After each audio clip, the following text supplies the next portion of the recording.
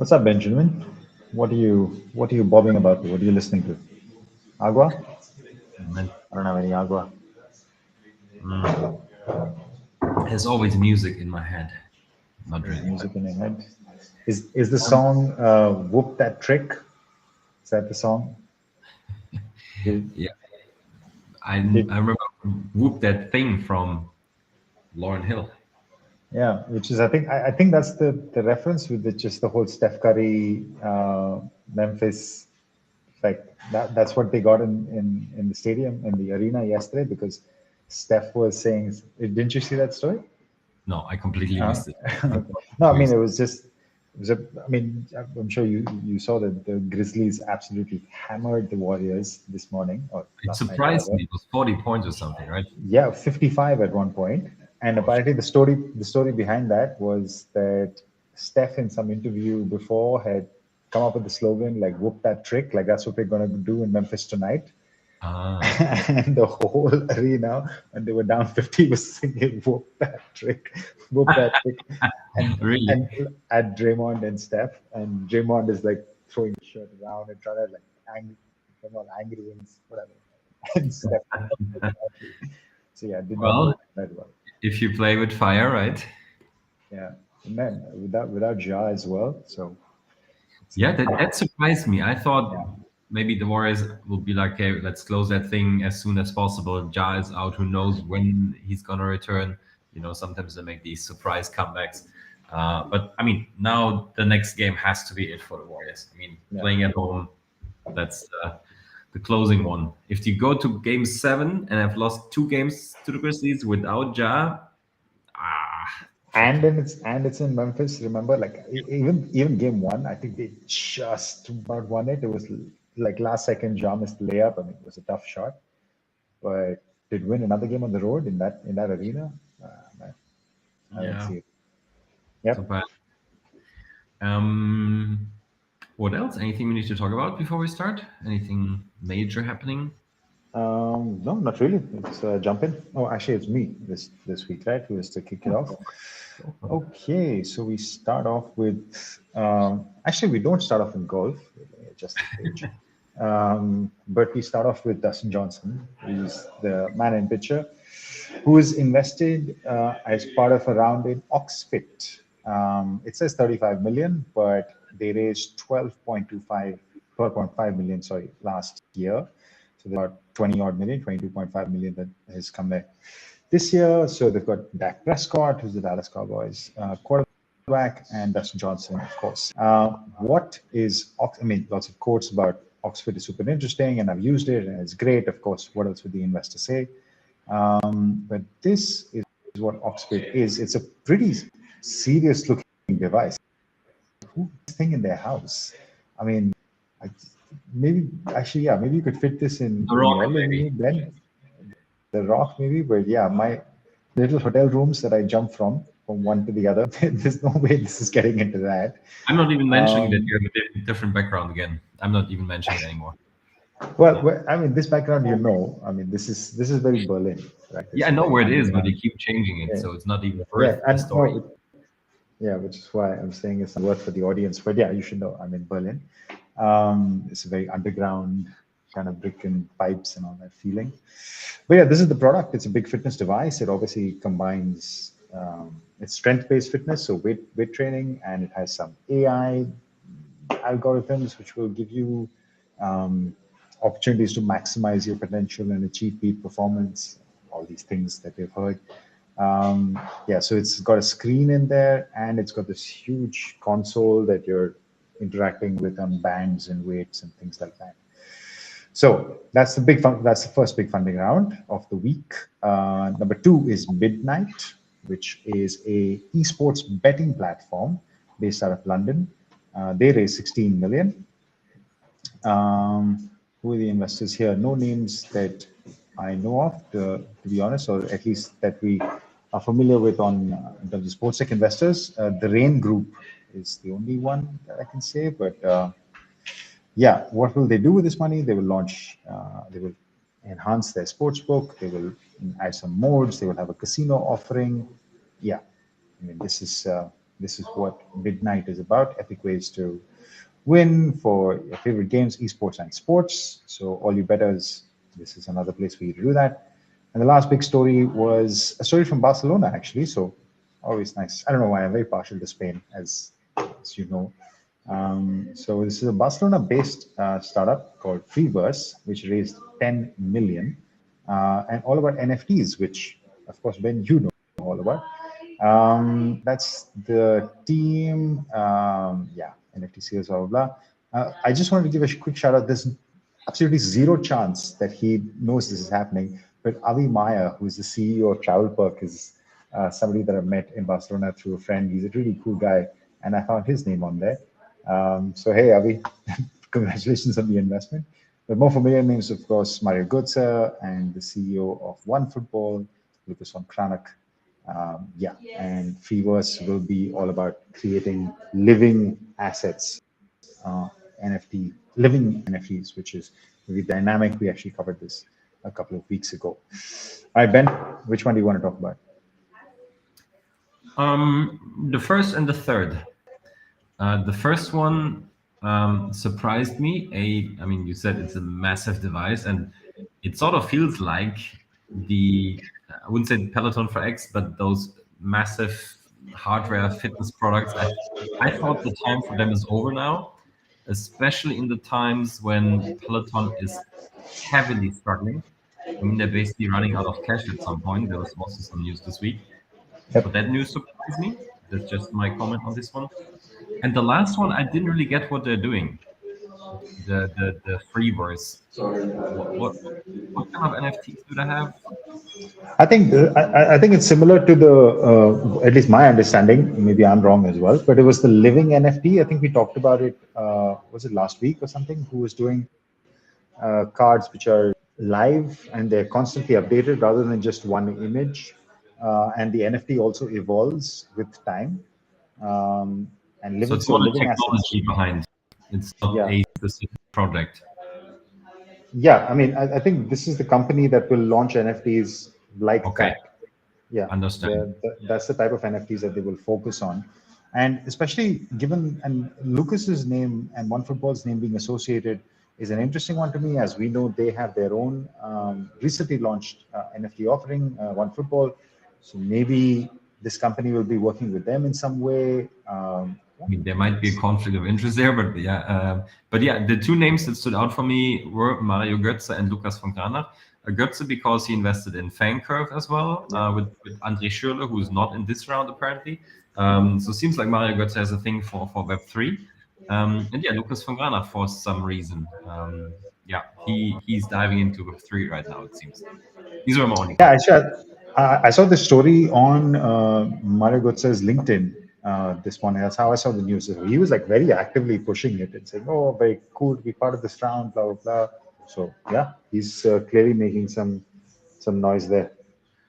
Cool. Speaking of NFTs, I can take over there because we have some NFT related other news as well.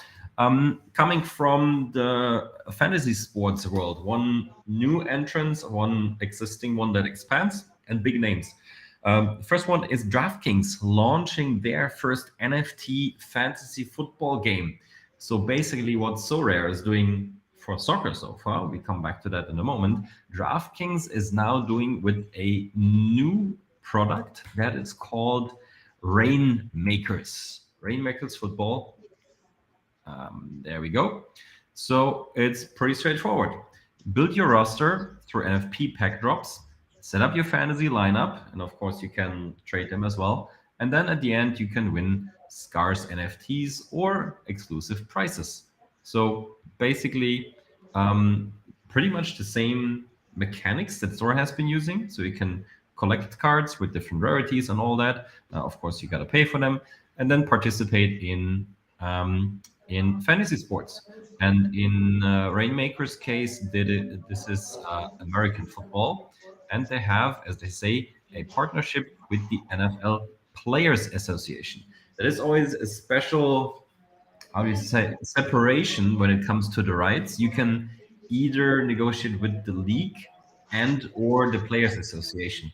And this is also how Sorare got into Major League Soccer first they only had the rights for or with the Players Association, which meant that they were able to show the players' faces and the names, but not the jerseys. It came later when they also had agreement with the Major League Soccer. So now it seems like DraftKings has the agreement with the Players Association. So I assume as of now they're only allowed to use the faces and the names and not the jerseys. Well, let's see what they're going to look like. Especially because NFL is already partnering with Dapper so far for highlight clips. Let's see who they give the player card package to. So that is my most important questions to Nice, this good luck. project. By the way, you totally ignored my Rainmaker dance. Oh, I didn't even see that. I was like, every time you say Rainmakers, Yeah, you gotta make it rain, man. You gotta make it rain. yeah, I'm old, as you know, so I remember that movie. Um, so who else is making rain? Thank you for disturbing my program here. Um, Hey, that's what I is do, man. I mentioned before, Sorare is expanding from soccer to baseball, and it comes with a range of questions as well. First of all, this was in the making for a while. When they got their last funding round, they already announced that they're going to expand to US sports. Major League Baseball is the first one, and they just keep continuing to do what they've been doing for a while now. It's going to be player cards, with stats and basically like the soccer cards that they already have. And again, you can play fantasy sports games. However, what I was so confused with was basically this part here, because the MLB, I mean, they're almost partnering with everyone in the in the NFT space, like from the big companies. So they had the partnerships with Tops that didn't run so well. Then Tops got acquired by Fanatics, and Fanatics sub company Candy Digital got the major package from MLB. So we all thought, hey, this is going to be a Fanatics Candy Digital only thing. But now Sorare comes into the game and does what Topps MLB already have done before together. So that is highly confusing to me why they didn't just execute it with Candy and Topps.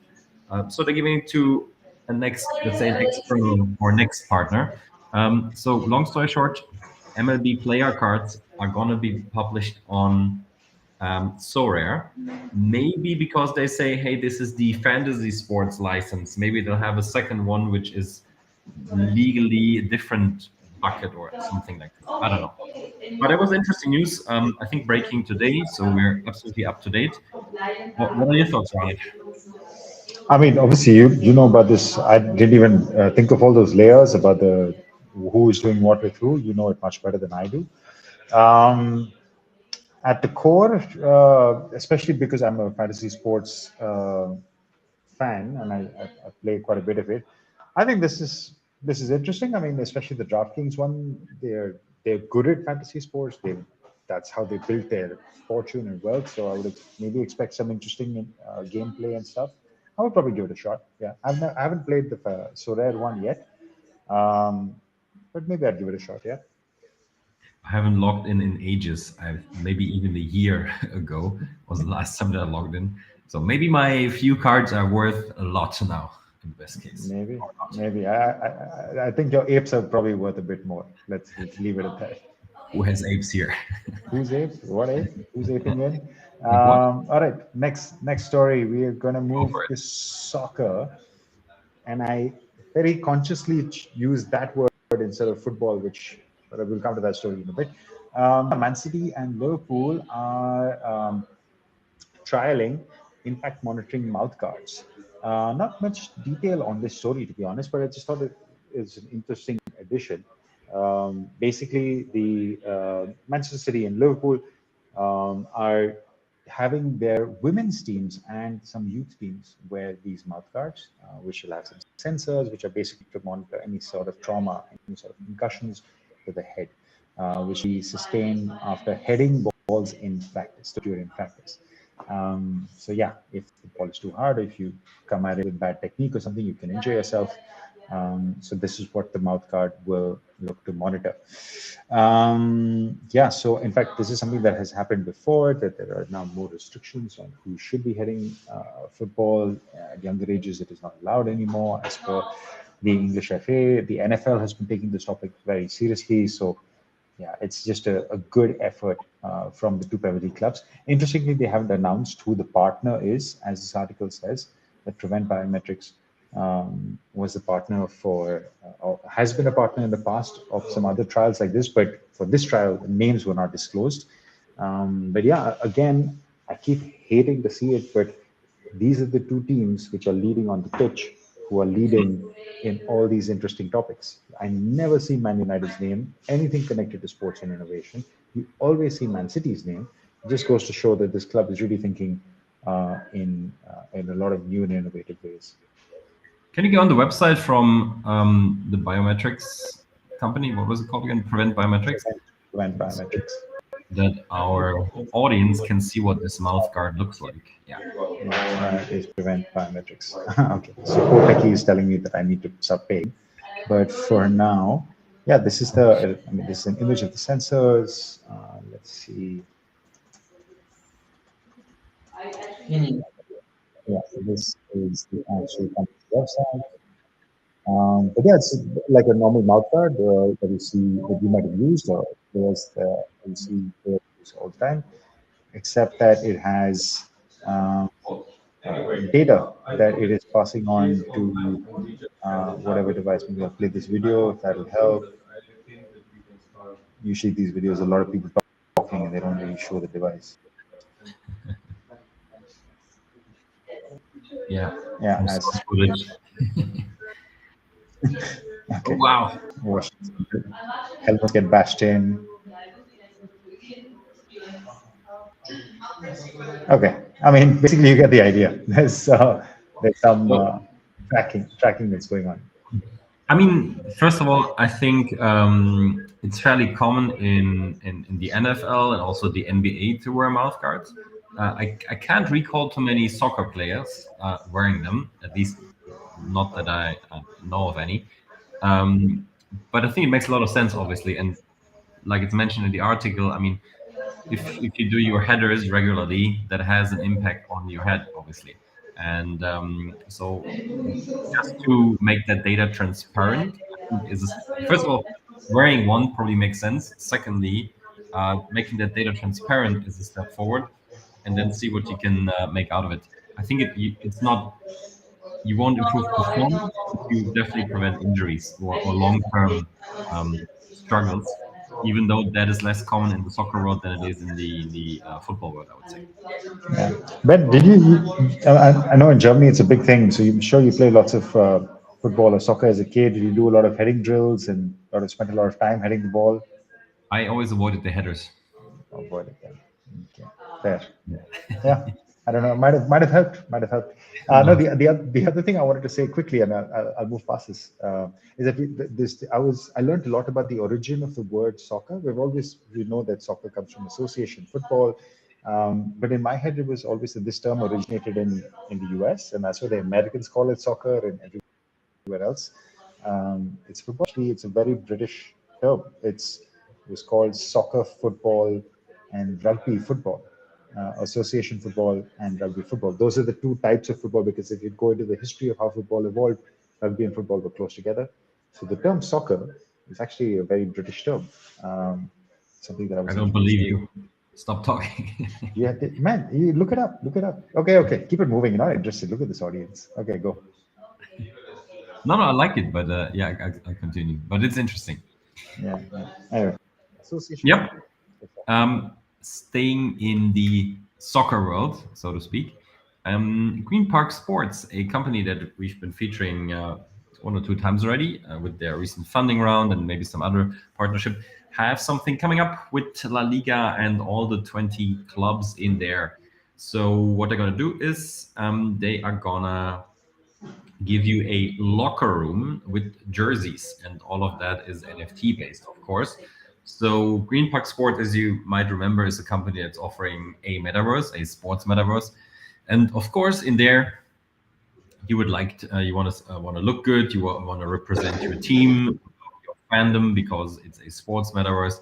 So what else would you need but a jersey? So together with La Liga, they're gonna give you those jerseys. They didn't have any pictures of it in here, but basically the message is for certain match days you will get jerseys from whatever team you like, and that is going to be a digital collectible, so nothing crazy, and that you can wear in the metaverse whenever that is going to be launched.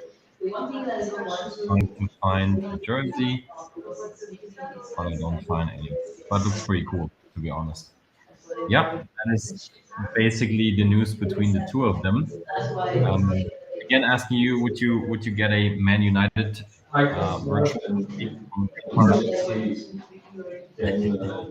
All right. Just, I mean, I'm sure people will find cool. It's not for me. Yeah.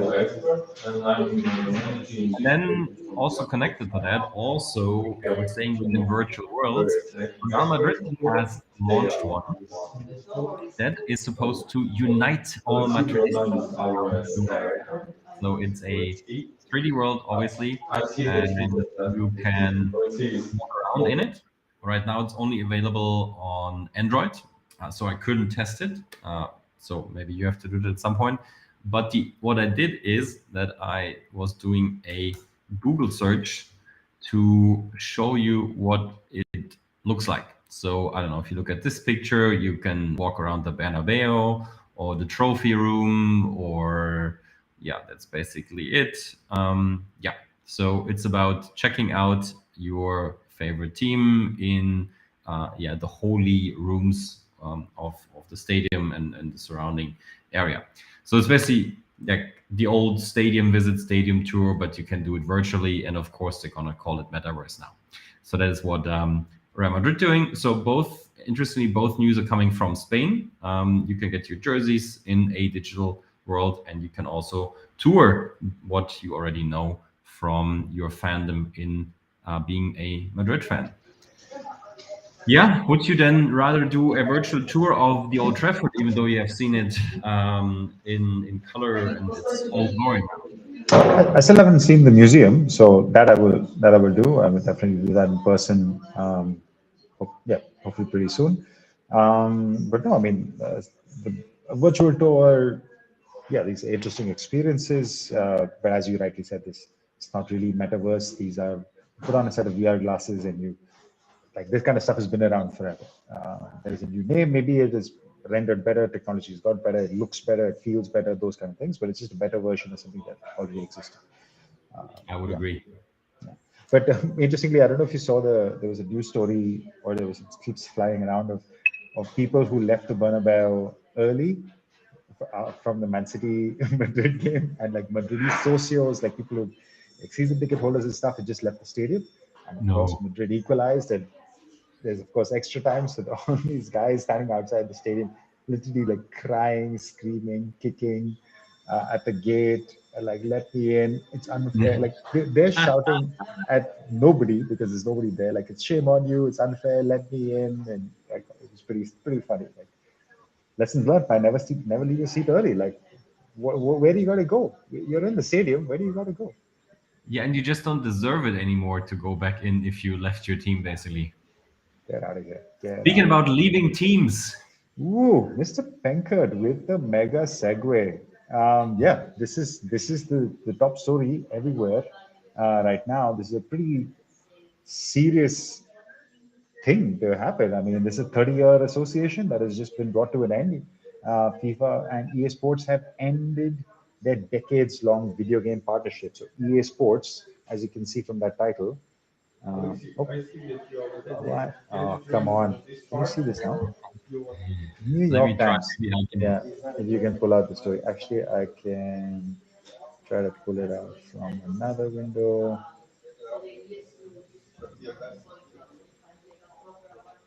One second, guys. But yeah, anyway, I'll tell you the story while we're trying to bring up the graphic. Um, Basically, EA Sports has, of course, ended their partnership with FIFA, and why? It's all about money, of course. Yeah. EA Sports was renegotiating their deal with FIFA. I can see Ben is bringing it up, but no luck. Huh? Okay, one It's second. funny. It worked before I Yeah, shared my screen, and then it did not allow it anymore. That is I clever. think maybe there's a limitation. Yeah, exactly same. It was showing properly for me. I'm trying to pull it up on another window. Hopefully this will work. Uh, Crazy. Do yeah, you but need show a now. specific article, or can you go for another one? Yeah, I can. But does it show now? Hmm. Okay, I have to activate the stream. Yeah, there we go. Okay, we got it now. Okay. Sorry about that, technical issues. But yeah, this is the story. FIFA has ended their decades-long partnership with EA Sports. Now, the TLDR is that it's all about money. FIFA apparently asked for their original contract was for 10 years, which is 150 million per year. FIFA asked for 300 million per year. And also, more importantly for EA Sports, said that it would be non-exclusive. They were on an contract with EA Sports. They said they wanted it to be non-exclusive. EA Sports says, "See you later, guys." Now, this is a bigger problem for. Well, all signals show it is a much bigger problem for FIFA, not for EA Sports, because EA Sports has deals with pretty much every league out there. They have 300 leagues or federations that they have already had deals with long before. The only thing that they will lose to is FIFA run tournaments and the FIFA World Cup, right? Everything else, so all of the club teams, all of National teams. the different leagues, the various national teams, they will all be on FIFA, all with the original players, everything. It is just that FIFA cannot officially use the FIFA World Cup as a game on the FIFA game. And probably the most significantly is the title. The title changes. That was probably the biggest thing, and FIFA was probably leveraging that. They thought it was a game of chicken, and they thought EA Sports would probably not want to change the title. EA Sports dropped this announcement that they're changing, and the next day they already had like all sorts of. I mean, obviously this announcement was prepared, but they had lots of social media material talking about EA Sports FC. Not only that, they also had, and if I can, FIFA sorry, I should have kept this ready, but I had it ready in the other window. But they had other teams. I saw one image from Ajax's Twitter, which said like basically telling FIFA like we don't care about you. They're very much at EA Sports. There have been other. Sorry, I can't pull it up. But there have been other leagues and as federations. The Premier League is what the Premier League in fact has an exclusive contract with EA Sports, and they said we are not going anywhere. We're to stay with EA Sports. So basically, EA Sports FC will be the same game that you've been playing more or less for the last how many ever years you've been playing it, if you have been. The only change is in the name, and yes, you will not play what is can be officially called a FIFA World Cup. But everything else is the same, man. Where will FIFA get this 150 billion from? God Lord knows. How many people that even Pro Evo Soccer (PES), which was popular at one point, now is not so much anymore. FIFA is very clearly the dominant game. So where will FIFA sell their rights to other games? No idea. Such an interesting story. And also, I mean, you said it. FIFA is such a successful game, so everybody calls it FIFA. So I wonder how long it's gonna take us to switch to EA Sports FC. Yeah. First, I was like, So this is not a very creative name. And then I was like, no, it's actually not so bad. So I think we'll get used to it. yeah. Yeah, this is just some highlights from the article because I didn't refer it to. I just gave you the summary. $20 billion in sales over the past 2 decades. FIFA was seeking at least double the 150 million. And So yeah, they were saying give us twice the money, but it's not going to be exclusive anymore. and it's not going to be exclusive anymore. Exactly. The request for exclusivity would have limited its options in the digital worlds. Blah blah blah. Nonsense. And Gianni Infantino, What I did he think say? Yeah. this will be. I can assure you that there is only one game. The real game has the FIFA name and blah blah blah. He's basically saying it's the real. It's the only global original title. I think Gianni is living in a fantasy world himself because, guys, it's a name on a. I mean, yeah, sure, we all called it that, but the game is bigger than the name. Exactly, People and the technology and the quality and yeah. on the community, and it's just not tied to the game. Yeah, I think gamble gone wrong, I would say. Yeah. I mean, time will tell, but I would say heavily, like the instinct says, FIFA have played a tricky gamble because, yeah, this was actually the article itself had it. Sorry. We are a club, we are in the club. This is Ajax Amsterdam officially announcing that, yeah, we're part of FIFA. Premier League, yeah, this is Richard Masters, the CEO of the Premier League.